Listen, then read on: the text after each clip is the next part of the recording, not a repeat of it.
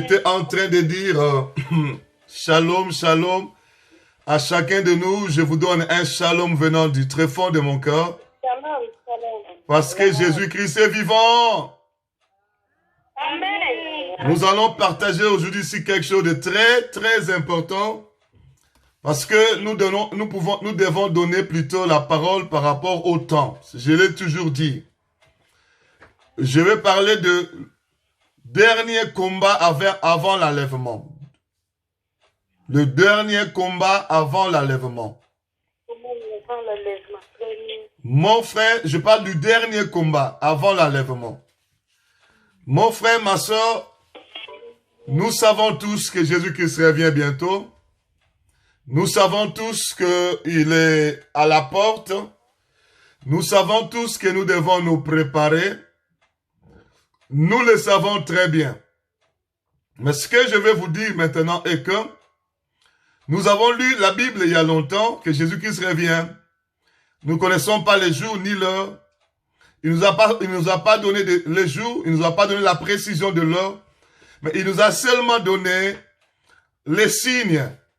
Lorsque vous verrez des guerres, des soulèvements, des tremblements de terre, des épidémies, une nation s'élève contre une autre nation, un royaume s'élève contre un autre royaume, des famines en divers lieux, lorsque l'iniquité sera accrue dans le monde et que la charité va se refroidir, lorsque vous verrez la haine parmi vous, vous verrez les trahisons parmi vous, lorsque vous verrez toutes ces choses, il faut déjà être sur vos gardes que le Seigneur revient bientôt. Moi non plus, je ne suis pas venu vous dire les jours qui va revenir parce que je n'ai pas reçu cette révélation-là. Je ne sais même pas s'il y a quelqu'un dans le monde entier qui connaît l'heure et le jour, je ne sais pas. Mais je sais qu'il revient bientôt. Ça, je n'en doute rien du tout. Je sais que le Seigneur revient bientôt. Et pour nous, enfants de Dieu, je vais vous dire la vérité, c'est l'heure de nous préparer. Parce que l'enlèvement, c'est pas quelque chose qu'on entre comme ça. On s'y prépare pour y aller. Parce que dans le livre de Matthieu, chapitre 24, au verset 44, la Bible dit, vous donc aussi tenez-vous prêts. Parce que vous ne savez ni l'heure ni le jour. Personne ne connaît l'heure ni le jour. Mais il nous a recommandé de nous préparer lorsque nous verrons des signes avant l'enlèvement. Des signes qui nous montrent qu'il revient bientôt. Et curieusement, maintenant là, il y a un grand signe. C'est coronavirus. Épidémie qui est devenue pandémie. C'est un signe que le Seigneur est en train de revenir. Mais il y a des gens qui disent non, c'est Dieu qui est en train de frapper le monde entier. Il y a des gens qui disent non, ce n'est même pas un signe de temps de la fin, c'est juste le diable. Chacun donne son avis, mais moi je ne vais pas polémiquer là-dessus. Je sais que le Seigneur a dit, lorsque vous verrez des épidémies, sachez qu'il est à la porte, il est en train de venir. C'est ce que moi je sais dans la Bible. Et c'est ce que je fais aussi. Je me prépare moi-même, je prépare ma maison, mes enfants, je prépare les églises que Dieu m'a donné à coordonner, je prépare tous les groupes dans le monde entier que Dieu m'a donné à coordonner. Nous insistons sur le message qu'il faut pour que le peuple soit préparé pour l'enlèvement. Je vais vous dire encore la vérité. Vous savez, non seulement c'est un signe des temps de la fin qui montre que Jésus-Christ revient, mais aussi Dieu utilise ces signes-là, non pas seulement pour ses enfants, les réveiller pour qu'ils comprennent finalement que Jésus-Christ est en train de revenir, mais il faut remarquer le changement brutal des enseignements. Il y a un changement brutal. Tous les prédicateurs qui avaient l'habitude de prêcher prospérité, ils ont brutalement changé le message. C'est devenu repentance. C'est devenu sanctification. C'est devenu Jésus-Christ revient. Mais c'est quand même, je suis en train de dire Alléluia pour ça. Mais attendons après le confinement, attendons après cette pandémie. Est-ce qu'ils vont encore continuer à parler repentance? Est-ce qu'ils vont encore continuer à parler sanctification? est-ce qu'ils vont encore continuer? Ce n'est pas, par exemple, la peur qui le pousse de parler de ces choses. Voyons voir après la pandémie. Voyons voir ces prédicateurs qui ont brusquement changé, s'ils vont continuer avec la repentance, s'ils vont continuer avec la sanctification, ou bien ils vont reprendre un autre évangile qu'ils avaient l'habitude de donner. Je ne suis pas un juge. Je suis en train de constater, juste en train de constater. Et moi, je dis alléluia parce que le message est quand même en train de changer vers ce que Dieu veut. Mais quelle est la portion de l'écriture que nous allons partager aujourd'hui? C'est une écriture que tout le monde connaît, que tout le monde a déjà lu. Nous avons déjà eu l'habitude de parler sur ça. Mais aujourd'hui, nous allons juste rappeler. Nous allons rappeler dans Matthieu chapitre 25, l'histoire des 10 vierges. Matthieu chapitre 25. La parabole des 10 vierges. Je suis en train de lire au nom de Jésus-Christ. Je ne vais pas tout lire, je vais lire seulement là où je veux insister. Alléluia. À partir du verset 5. Comme l'époux tardait, toutes s'assoupirent et s'endormirent. Verset 6. Au milieu de la nuit, on cria, voici l'époux, allez à sa rencontre. Alors toutes ces vierges se réveillèrent et préparèrent leurs lampes. Le verset 8. Les folles dirent aux sages, donnez-nous de votre huile, car nos lampes s'éteignent. Verset 9. Les sages répondirent, non, il n'y en aurait pas assez pour nous et pour vous. Allez plutôt chez ceux qui en vendent et achetez-en pour vous. Pendant qu'elles allaient en acheter, l'époux arriva. Celles qui étaient prêtes entrèrent avec lui dans la salle des noces, et la porte fut fermée. Verset 11. Plus tard, les autres vierges vinrent et dirent, Seigneur, Seigneur, ouvrez-nous. Mais le Seigneur répondit, je vous l'ai dit en vérité, je ne vous connais pas. Veillez donc, puisque vous ne savez ni le jour, ni l'heure. Parole du Seigneur. Mon frère, ma soeur, je vais vous dire la vérité une fois de plus au nom de Jésus-Christ.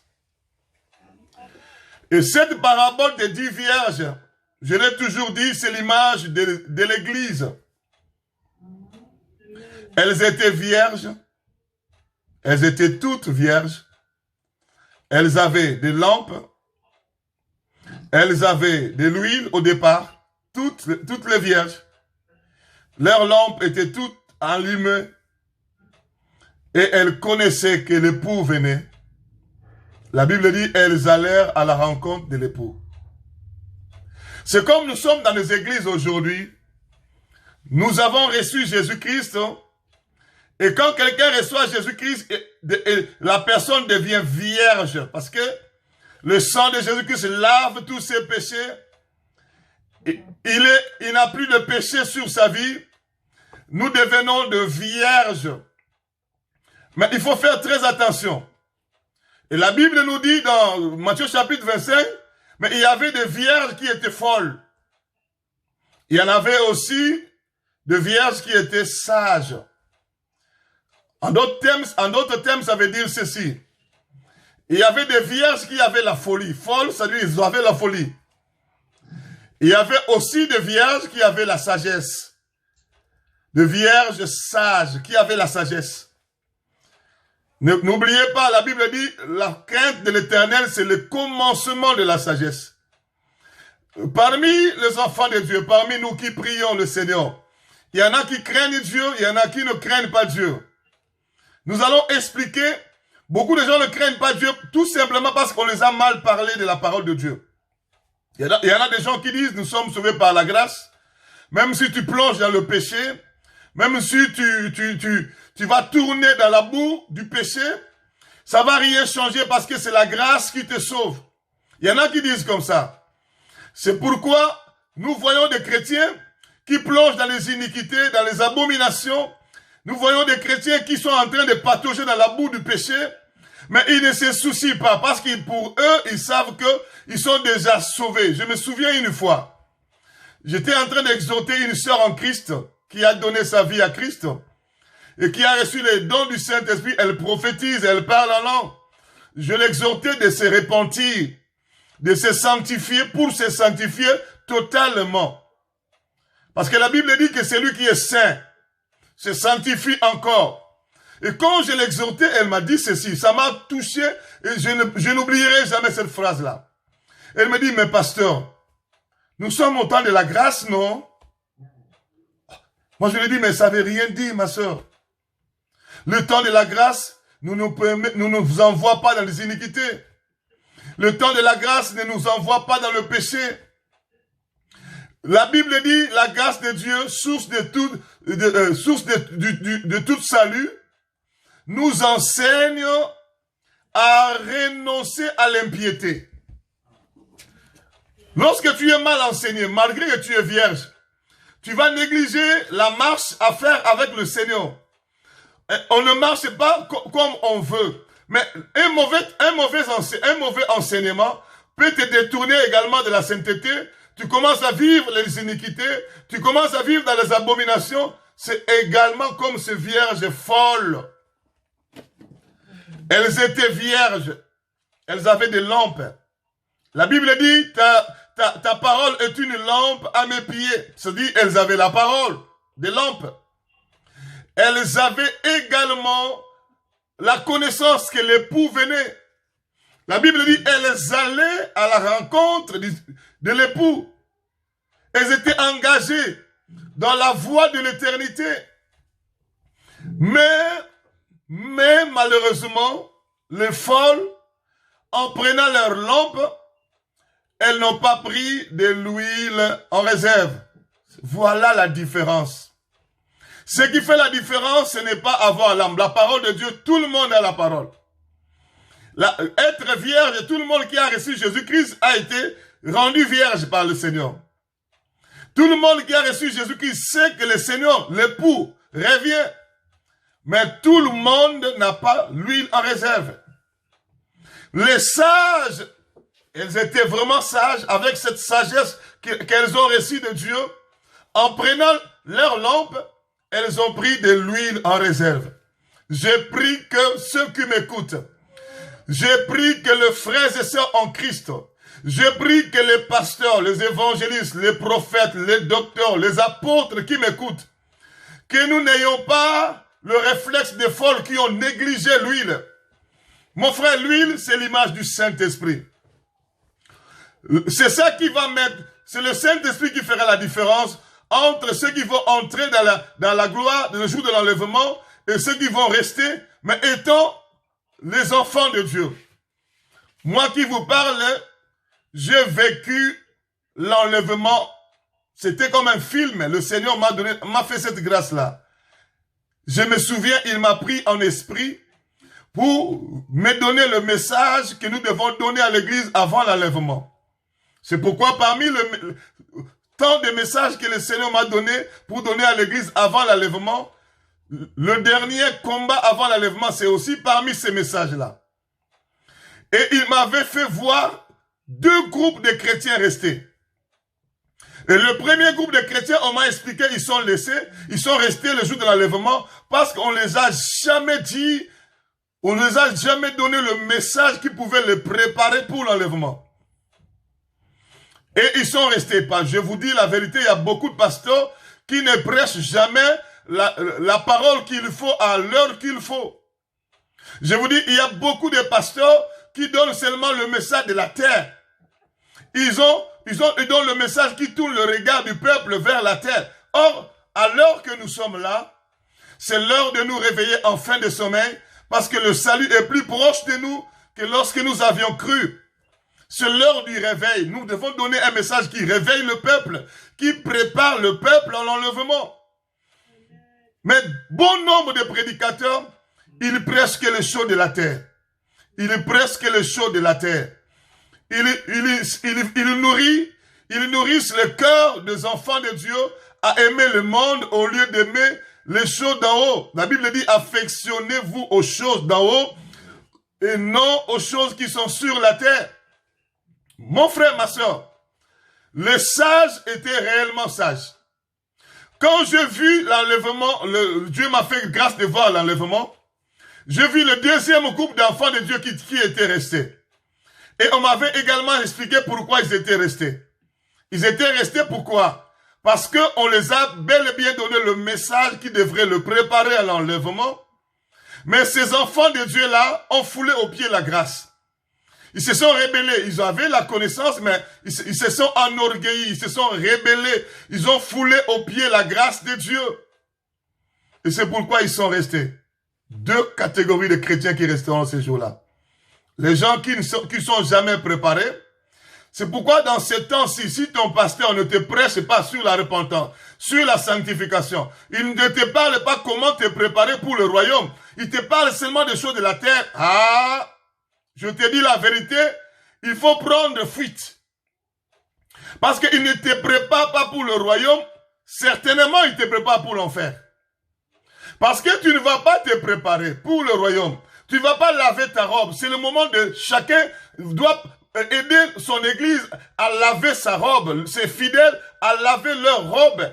Comment la robe se lave? Par le message qui nous pousse à laver la robe. La sanctification. Le message du dépouillement. On se dépouille de toutes les œuvres du diable pour revêtir Christ.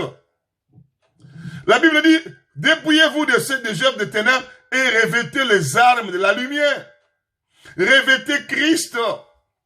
Mais maintenant là, si ton pasteur te dit seulement le chaud de la terre, heureusement maintenant, ils ont commencé à changer maintenant qu'il y a coronavirus. Hein. Ils ont commencé à donner, Jésus-Christ revient, repentez-vous. Mais c'est pas la peur qui les pousse? Est-ce que c'est vraiment ils sont vraiment poussés par le Saint-Esprit? Ou bien ils sont en train de parler par peur? Attendons quand ce coronavirus va passer. Voyons voir. S'ils vont continuer à préparer l'église à l'enlèvement par le message qu'il faut, ou bien ils vont reprendre l'évangile de la prospérité.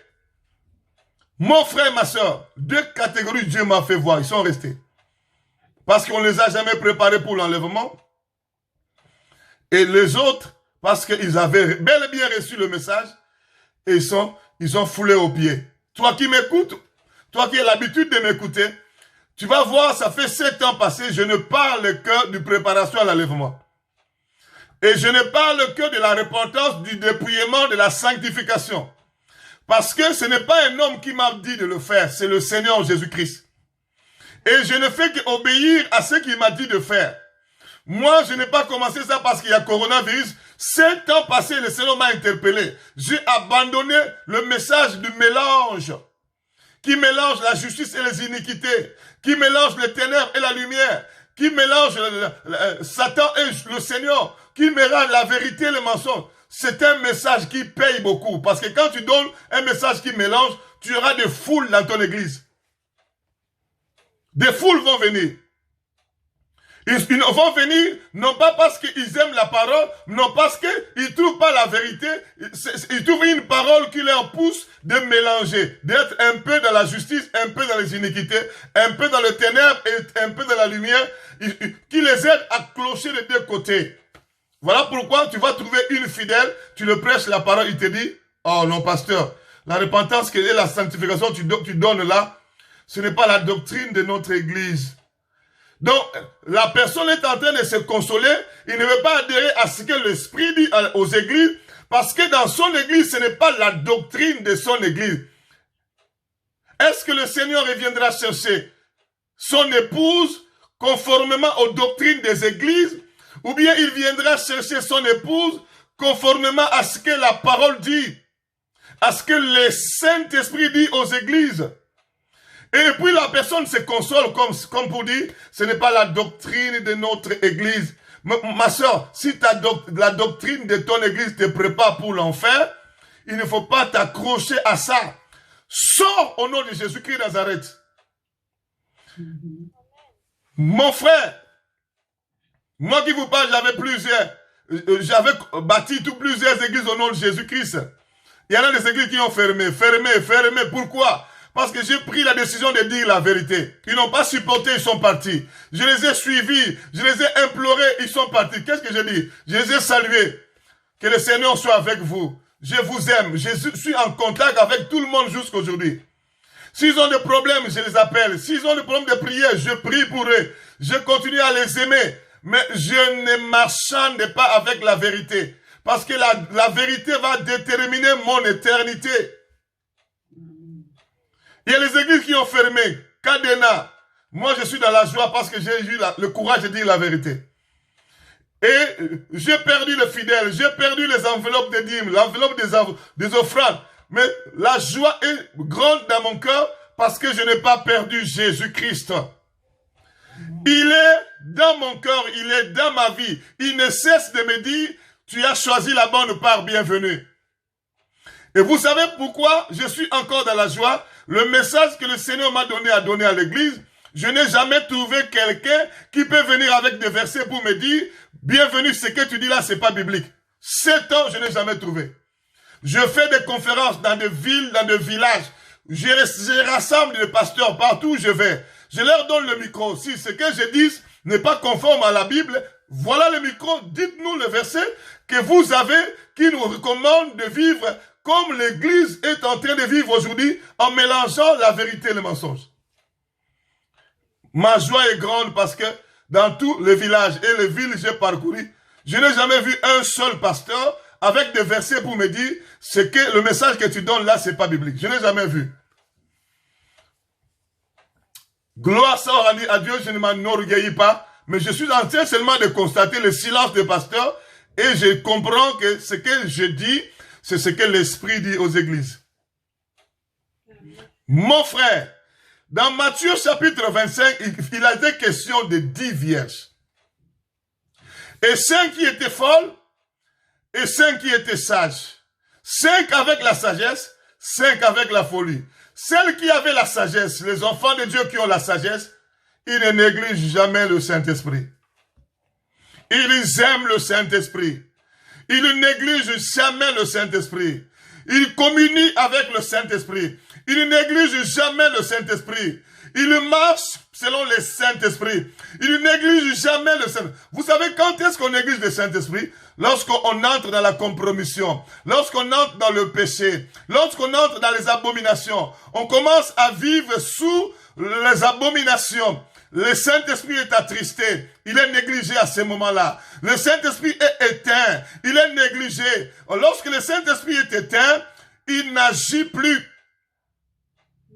Tu as toujours le don du Saint-Esprit. S'il faut parler en langue, tu parleras toujours en langue. S'il faut prophétiser, tu peux. Même le faux et le vrai prophétie.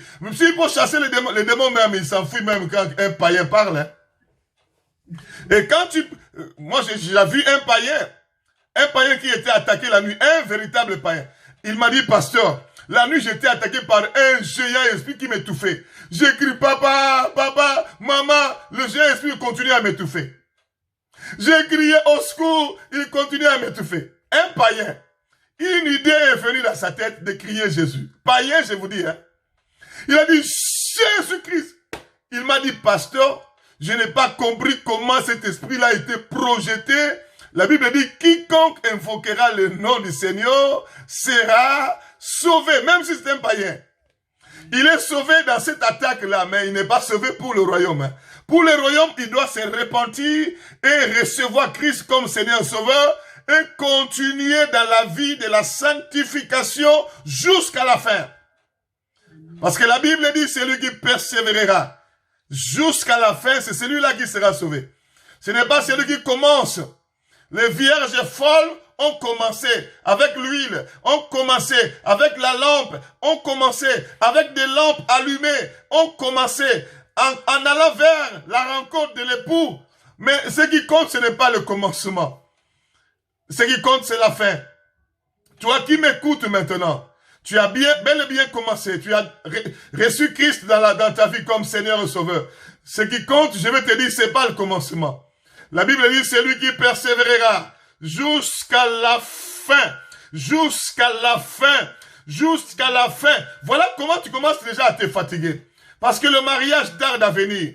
Les soucis ont envahi ta vie. Les soucis commencent à étouffer le Saint-Esprit, à attrister le Saint-Esprit. Tu négliges l'huile.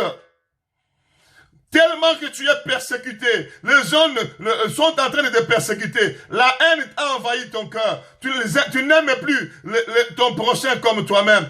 Tu attristes le Saint-Esprit. Tu étouffes le Saint-Esprit. Tu éteins le Saint-Esprit. Tu négliges le Saint-Esprit. Voilà ce qui va éteindre ta lampe.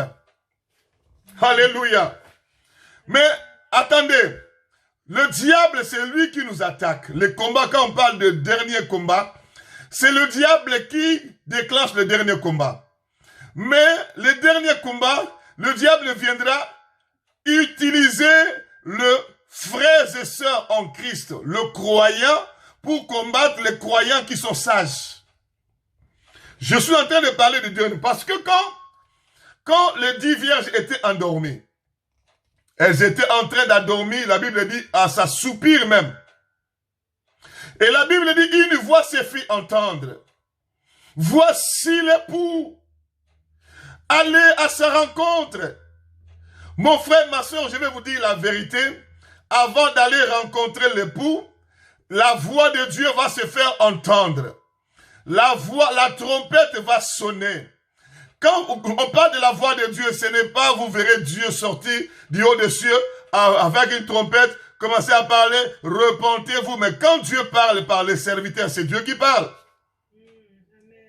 Quand Dieu vous parle par ses serviteurs à travers le monde, Dieu est en train de parler par ses vrais serviteurs qui donnent le message du réveil.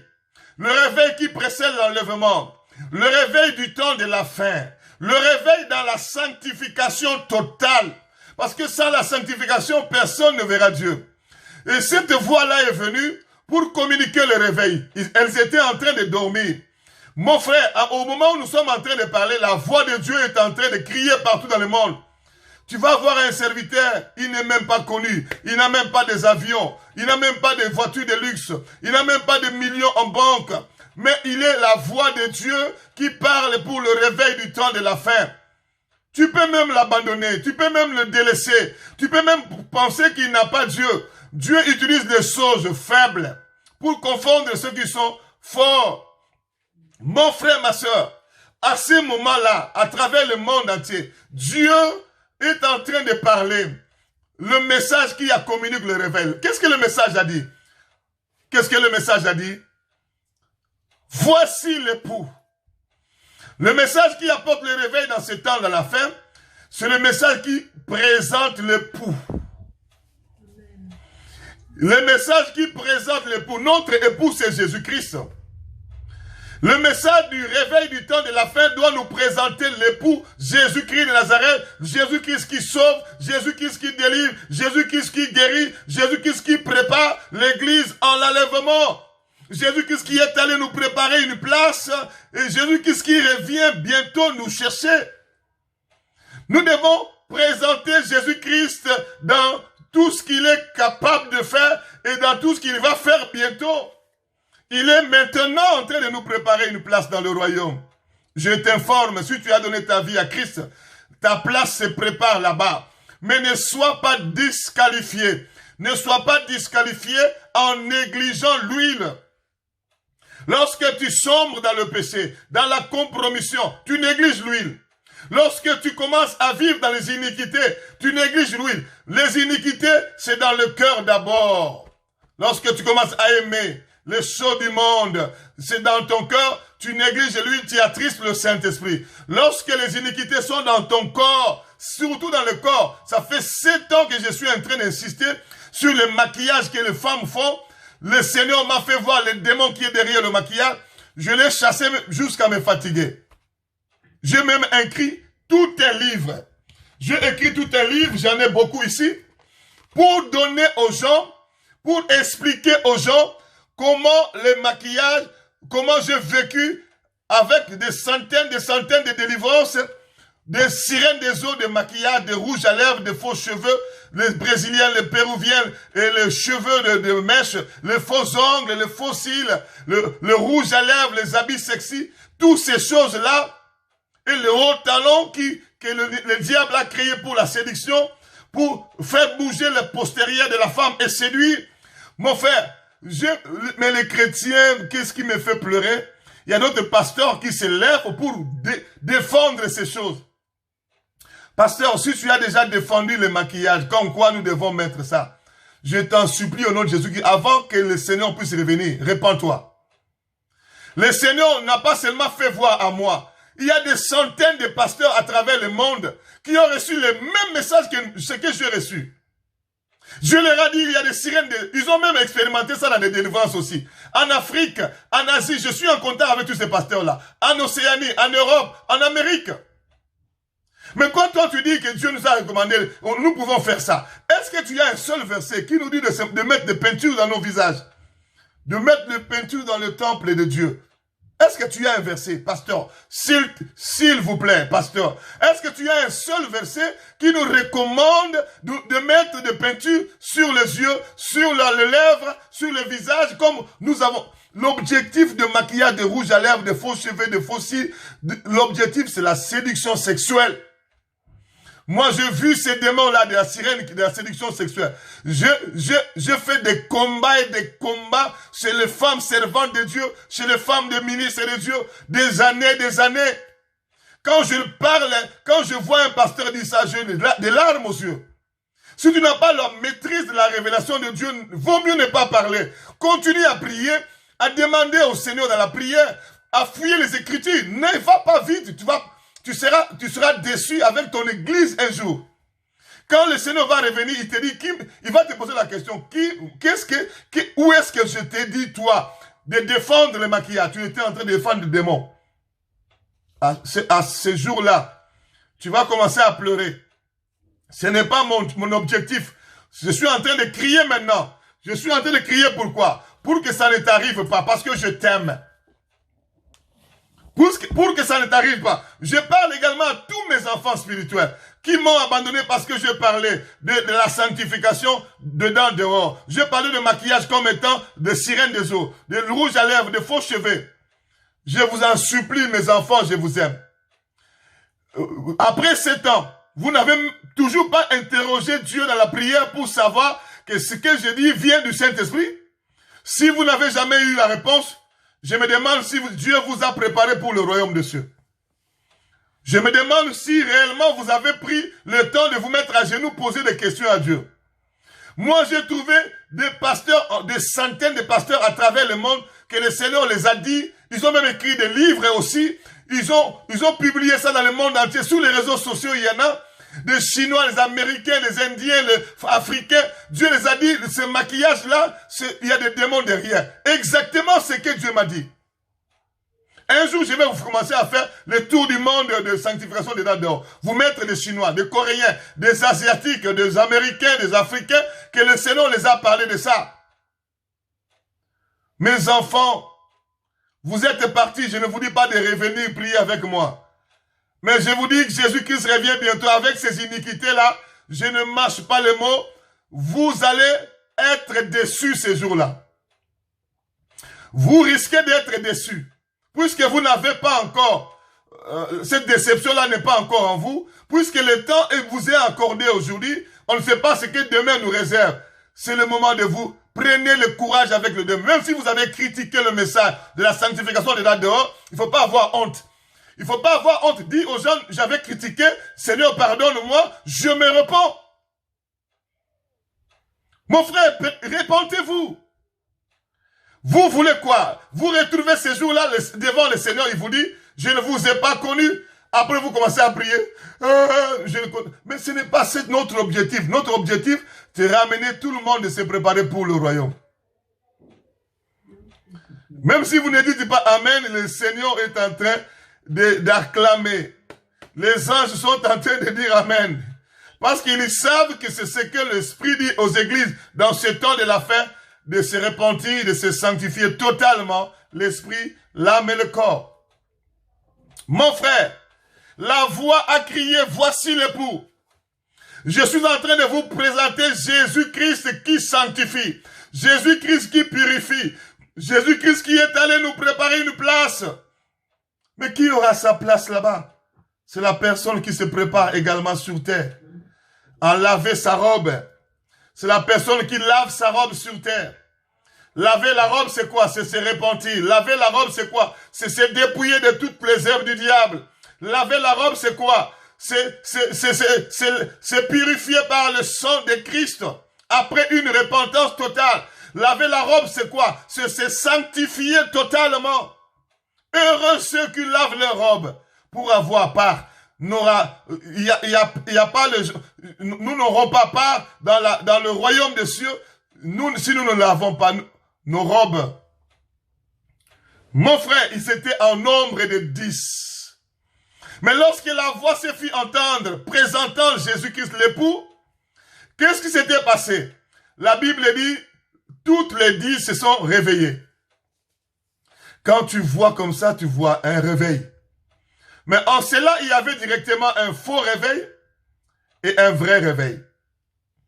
Un faux réveil spirituel et un vrai réveil spirituel. Le faux réveil spirituel, c'est le réveil spirituel de folles, de vierges folles. Elles se sont réveillées dans les ténèbres. Il y a également le réveil spirituel dans les ténèbres. Sans huile, sans le Saint-Esprit. Le réveil spirituel sans le Saint-Esprit. Le réveil spirituel non pas dans la lumière, mais dans le ténèbre. Le réveil spirituel sans la sainteté. Le réveil spirituel sans la sanctification sans laquelle personne ne verra Dieu. Vous pouvez voir quelqu'un en train de prier. Des groupes de gens, des foules de gens. Ils prient, il y a des guérisons même. On guérit les malades, on chasse les démons. Ça, ce n'est pas forcément le vrai réveil. Le vrai réveil, c'est avec la lumière qui éclaire, la sainteté. Mon frère, ma soeur, elles se sont toutes réveillées. Mais il y avait le faux réveil, il y avait également le vrai réveil spirituel. Les saints s'étant réveillés avec de l'huile, avec des lampes allumées, éclairées par la lampe. Mais les folles s'étaient réveillées, elles ont remarqué que elles n'avaient plus d'huile. Elles ont dit, nos lampes s'éteignent. Nos lampes s'éteignent. Lorsque la lampe s'éteint, ça veut dire que les ténèbres reviennent. Tel que je suis ici, si j'éteins ma lampe de la maison, il y aura des ténèbres ici. Lorsque la lampe s'éteint, ça veut dire qu'il y a le retour en force de ténèbres. Vierge, enfant de Dieu, qui a cru en Jésus-Christ, mais rempli de ténèbres. Actuellement, je vous ai déjà dit le niveau de démons que je suis en train de chasser dans le corps de chrétiens, de serviteurs et de servants de Dieu. Mais ça me fait peur même. Les œuvres de ténèbres dans le cœur, la haine, l'hypocrisie, les œuvres de ténèbres dans le cœur, la cupidité, les œuvres de ténèbres dans le cœur, l'amour du monde, les œuvres de ténèbres dans le corps, les habits sexy, les habits qui font voir la poitrine. Il y a maintenant les femmes qui commencent à porter les habits transparents. Les païens sont là, les habits transparents, vous voyez le corps dedans. Les chrétiens aussi, les habits transparents. Si le chrétien veut se marier, il prend un habit qui laisse le sein dehors. Tout le monde va voir le sein. Il reste seulement de voir les tétons. Tout on a vu tout. On connaît la grandeur, la couleur de sein, tout le monde voit. Même nous les pasteurs, nous voyons. Parce que la sœur en qui s'est mariée, il laisse ses vêtements jusqu'ici.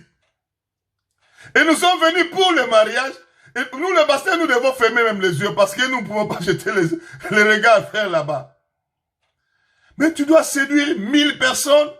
Mais pourquoi tu ne gardes pas ça pour ton mari dans le lieu secret de votre nuit de noces? Mais tu vas voir un chrétien, quand tu lui donnes, non, il faut porter un habit qui couvre le corps. Le chrétien refuse, il veut faire comme les païens. Or, la Bible dit, vous ne devez plus vivre comme des païens. Les païens s'habillent sexy, toi, chrétien, tu t'habilles sexy. Oh, habillement sexy, ça veut dire quoi? S'habiller de manière à susciter l'appétit sexuel. Mais toi, susciter l'appétit sexuel, c'est déjà ça l'impudicité. Puisque tu es marié, c'est déjà ça l'adultère que tu commences à faire même les jours de ton mariage. Et comme ça, tu veux que le Seigneur Jésus, quand il reviendra, il vienne te prendre pour entrer dans le royaume. Mais tu dois te repentir, ma soeur. C'est l'heure de nous réveiller en fin de sommeil. Le réveil dans le ténèbre, le réveil sans la sanctification, c'est comme ça. Quand vous arrivez à l'église, le pasteur dit, est-ce que vous pouvez vous embrasser? Devant les gens, vous faites la pornographie. Il y en a des gens qui embrassent comme ça. Et on acclame aussi. Moi, on a fait ça, moi je me suis repenti sur tout ça. Quand j'ai insisté même, quand vous n'avez pas bien fait le tire-langue là, j'ai dit, vous devez reprendre. Moi-même, je disais, vous devez reprendre. Oui, oui. Ça, c'est la pornographie. Et nous faisons ça dans les églises. Et vous suscitez l'appétit sexuel dans tous ces gens qui sont là. C'est déjà l'impudicité. C'est l'heure de nous réveiller en fin de sommeil. Le réveil dans les ténèbres, ça existe. Tu es resté seulement avec les dons spirituels. Mais tu n'as pas la sainteté. Souvenez-vous quand le Seigneur a dit, le jour qui va revenir, il va dire aux gens qui vont brandir les dons spirituels, n'avons-nous pas prophétisé, n'avons-nous pas chassé les démons, n'avons-nous pas fait beaucoup de miracles. Et les gens qui se réveillent dans les ténèbres vont brandir les dons spirituels, vont brandir les grâces spirituelles. Le Seigneur leur a dit, je vous dirai, je ne vous ai jamais connu. Mon frère, toi qui te réveilles dans la suire, dans le ténèbre, tu penses que puisqu'il y a des dons spirituels qui fonctionnent toujours, mon frère, les dons spirituels vont toujours fonctionner jusqu'en enfer. Si tu ne te sanctifies pas, tu ne sanctifies pas ta maison, tu ne sanctifies pas l'église, pasteur, les dons spirituels que tu as, il y en a aujourd'hui là qui sont morts dans le péché, dans les iniquités, qui sont en train de parler en langue jusqu'à dans le feu de l'enfer. Tu n'as jamais entendu le témoignage des gens que Dieu ramène en enfer pour faire voir ce qui se passe là-bas. Ils voient le frère en qui ils sont en train de parler en langue là-bas, jusqu'à dans le feu. Et après, tu penses que puisque nous avons les dons spirituels, nous sommes qualifiés pour le royaume. Ce n'est pas ça. Les dons spirituels nous a donné seulement pour la terre, pour l'exercice de ministère sur la terre. Ce n'est pas un visa pour le royaume. Il y a des gens qui vont rester avec leurs dons spirituels, le jour de l'enlèvement.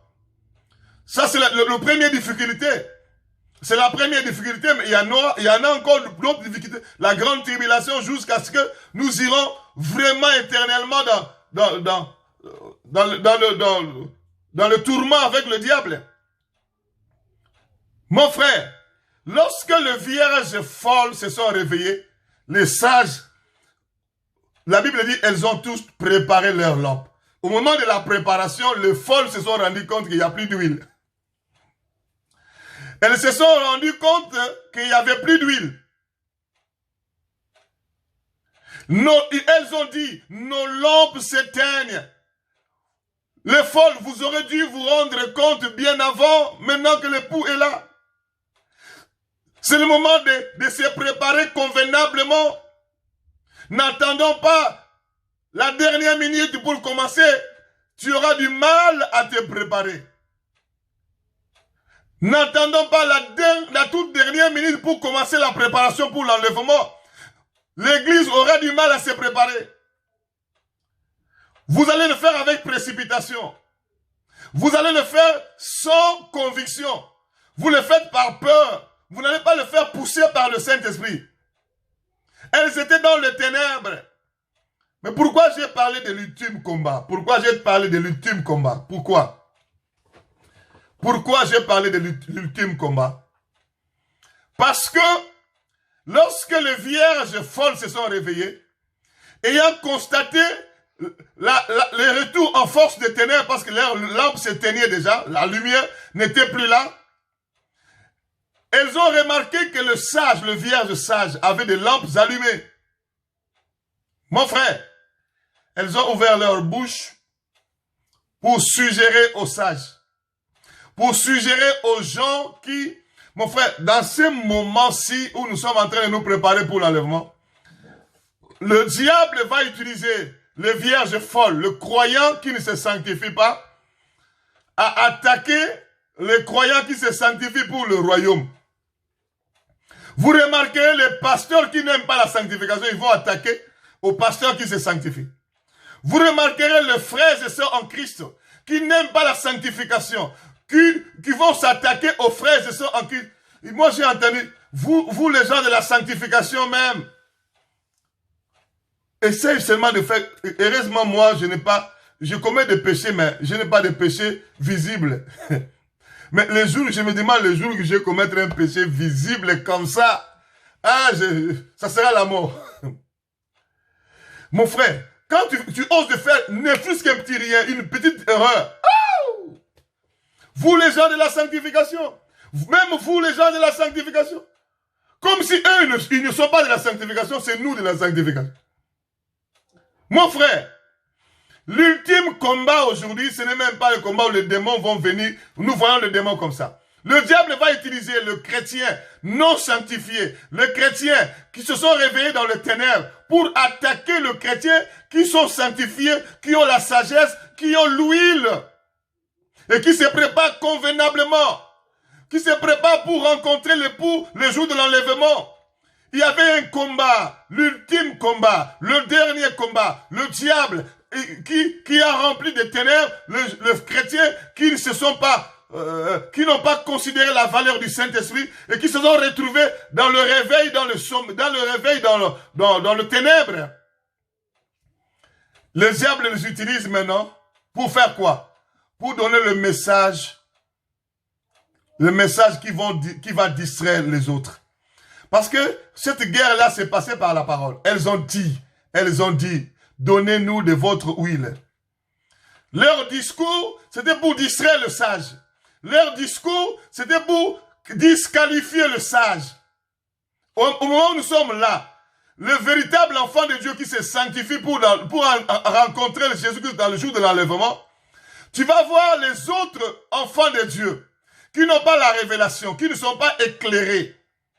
Ils vont se mettre à faire des discours qui vont distraire, qui ont comme objectif distraire les gens qui se préparent pour rencontrer Jésus-Christ le jour de l'enlèvement.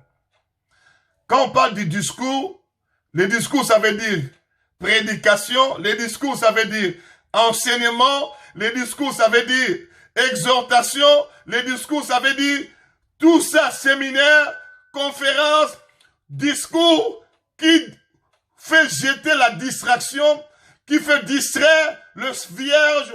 Elles ont fait un discours. Donnez-nous de votre huile.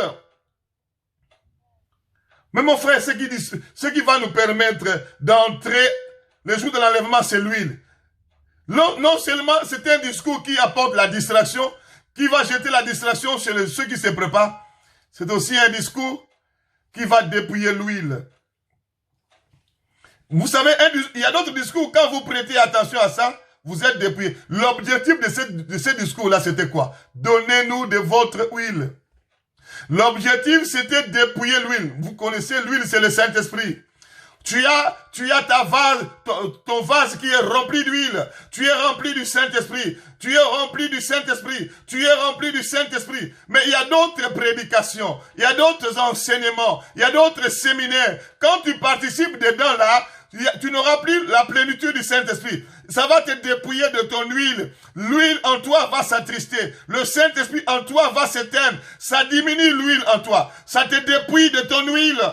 Donnez-nous de votre huile. Le dépouillement de l'huile. Ça, c'est l'ultime combat. Le combat qui passe par la guerre des pasteurs, la guerre des enseignements, la guerre des conférences. L'autre dit, nous ne devons pas nous sanctifier jusqu'à ce moment-là, à ce point-là. L'autre dit, vous ne devez pas. J'ai entendu beaucoup de discours des pasteurs, vous entendez comme ça, vous pensez, ça ce n'est pas ce que l'esprit dit à l'église. Ça c'est ce que la chair dit à l'église. Et vous verrez un tel pasteur, il est vraiment convaincu avec ce qu'il a appris dans la théologie. C'est ça, la théologie, ce n'est pas ce que l'Esprit dit à l'Église. La théologie, ce n'est pas ce que le Saint-Esprit dit à l'Église. Ce sont des syllabus qu'on t'a donnés. Pour te décourager encore davantage, mon frère, serviteur, prédicateur. Il y a plusieurs courants théologiques créés par Satan. Dans le monde des ténèbres, il crée des courants théologiques pour disqualifier, pour introduire l'apostasie, l'abandon de la vérité. La théologie, même moi, je peux créer ma théologie. Je crée vraiment des syllabus, je donne aux gens, je crée aussi une école théologique, je peux le faire. Mais ça ne sera pas ce que l'Esprit dit aux églises. Mais beaucoup de courants théologiques, il y en a des gens qui ont des diplômes avec des courants théologiques créés par Satan. On vous donne beaucoup de connaissances. Je l'ai dit la fois dernière. C'est juste l'ignorance avec bagage. Bagage théologique. Et malheureusement, la majorité des gens qui résistent, qui refusent la sanctification dedans dehors, ce sont des prédicateurs théologiens. Lorsque vous leur dites ce que l'Esprit dit aux églises de nous repentir dans ce temps, lui, il brandit ce que la théologie lui a donné, avec tous ses livres, avec tous ses prospectus, avec toutes ses explications théologiques. Moi, je ne dis pas que toutes les explications théologiques sont fausses. C'est pas ce que je dis.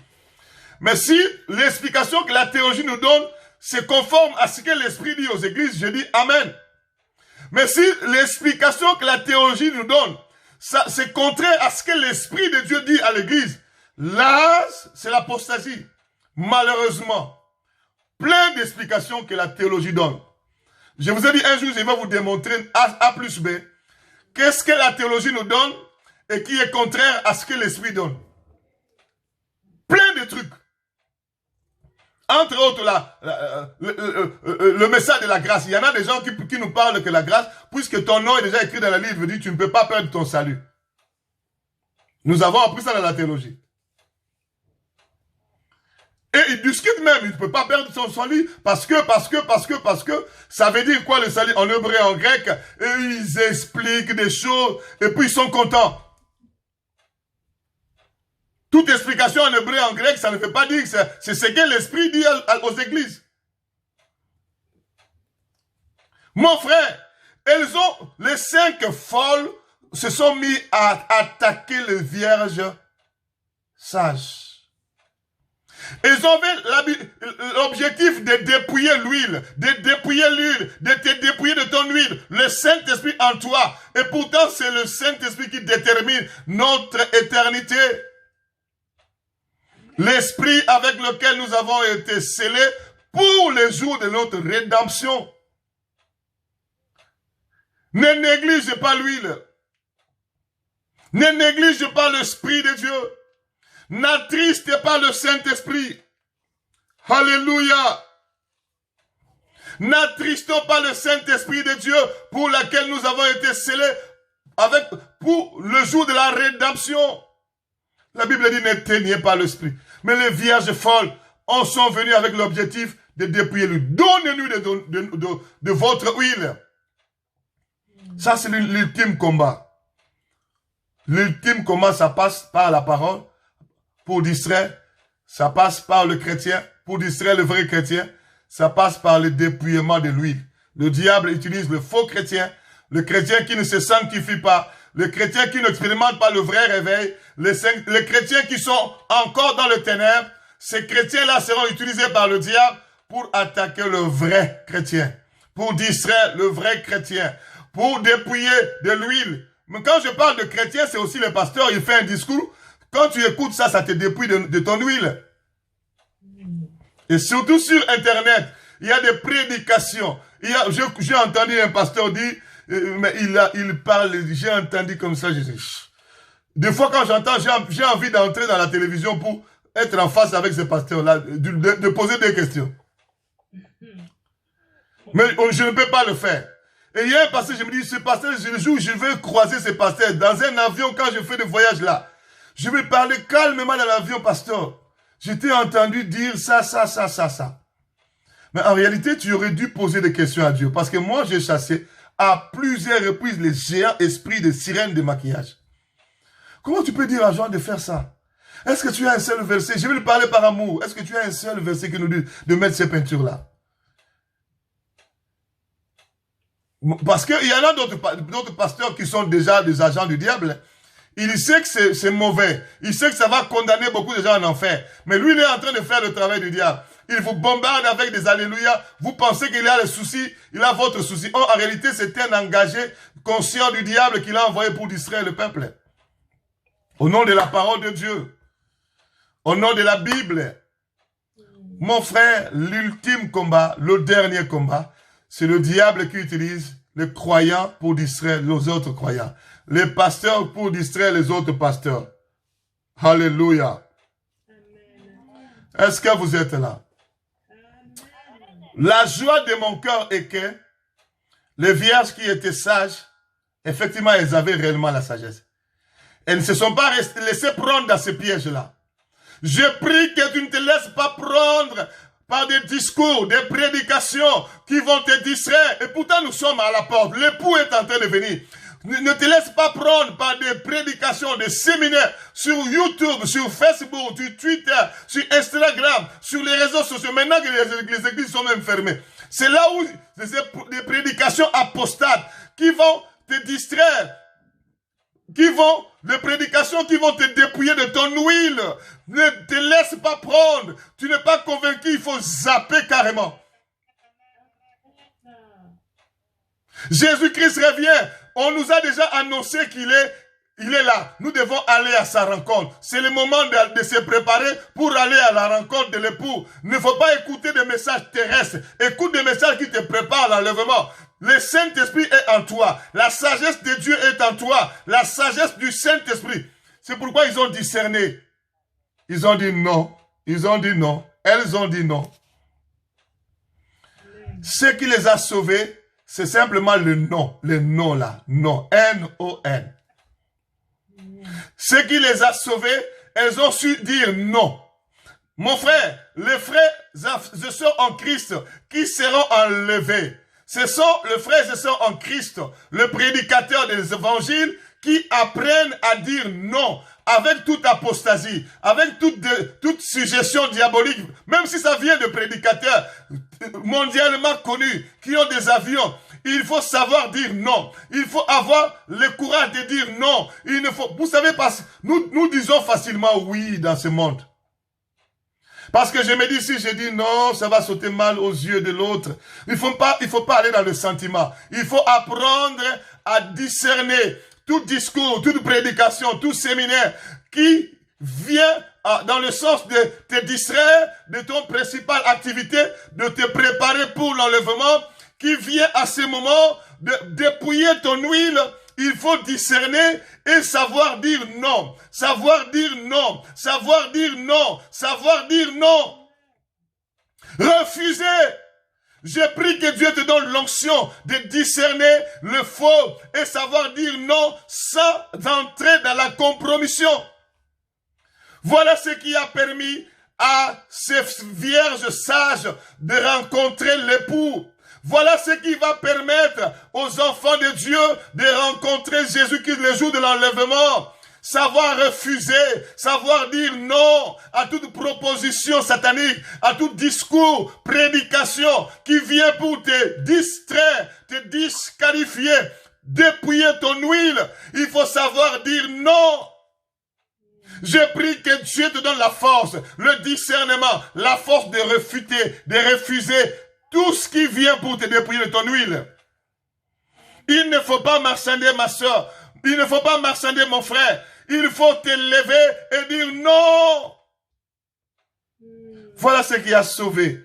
L'ultime combat, nous avons le Saint-Esprit, nous avons la sagesse, nous discernons. Ça, c'est le combat de la fin, de l'instant qui précède l'enlèvement. Le diable va maintenant utiliser les croyants pour distraire les croyants. Par leur discours, par leur objectif de Dieu. C'est arrivé aussi lorsque les 12 espions sont allés explorer Canaan, la terre promise. Canaan, c'est la terre promise qui est l'image de notre royaume, royaume des cieux. Lorsque les 12 espions sont sortis, c'était juste à la porte. Il fallait entrer en possession de Canaan, qui est l'image de notre royaume des cieux. Mais il y avait aussi la guerre entre les 12 enfants de Dieu, les 10 enfants de Dieu, corrompus, et contre les 2, Josué et Caleb. Il y avait une guerre. Il y avait un combat. L'ultime combat avant d'entrer à Canaan. L'ultime combat. Les autres qui avaient maintenant le mensonge, et ils ont attaqué les gens qui étaient restés du côté de la vérité. Josué et Caleb. Ils voulaient les adhérer dans leur mouvement de l'apostasie. Mais Josué et Caleb, ils ont su dire non. Nous n'allons pas adhérer à ces discours de mensonges. Nous n'allons pas adhérer à cette apostasie. Nous n'allons pas adhérer à ces discours qui nous distraient. Et pourtant, nous sommes déjà à la porte de Canaan. C'est l'heure d'entrer dans notre possession, dans la possession de notre terre promise.